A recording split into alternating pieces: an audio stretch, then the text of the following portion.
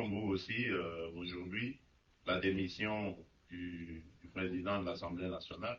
Ce que je tiens à vous dire, c'est que il y a quelques jours, moi, j'avais reçu, dans le cadre d'une réunion interinstitutionnelle, tous les chefs de corps de nos institutions. Et il y avait là le président de l'Assemblée nationale, le président du Sénat, la première ministre et le président du Conseil supérieur de la magistrature.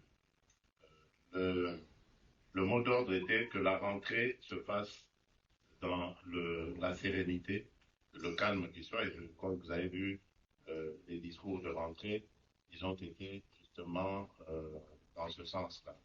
Après, il y a un fonctionnement, une cuisine interne à chaque institution et les choses s'orientent selon ce que ces institutions sont en train de faire. Moi, je suis le garant de la stabilité de ces institutions, mais ça ne me donne pas le droit d'aller me glisser dans ce qui se passe dans ces institutions.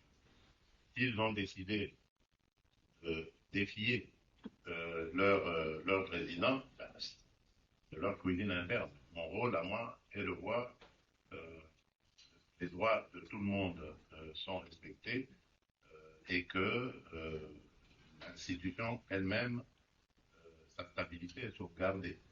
C'est ce qui m'importe.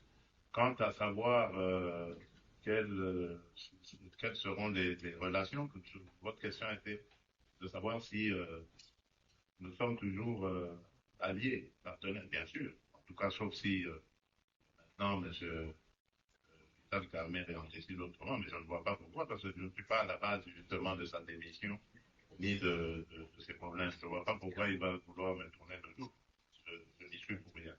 Donc, je continue à le considérer comme un allié, comme un frère, et jusqu'à ce que il en sera autrement. C'est pas à moi, en tout cas, de le dire. Merci beaucoup, Excellence, Monsieur le Président. Je pense que ça ne nécessite pas une traduction. On va aller rapidement à la dernière question. Mr. Adam Taylor from Washington Post, and that will be the last question.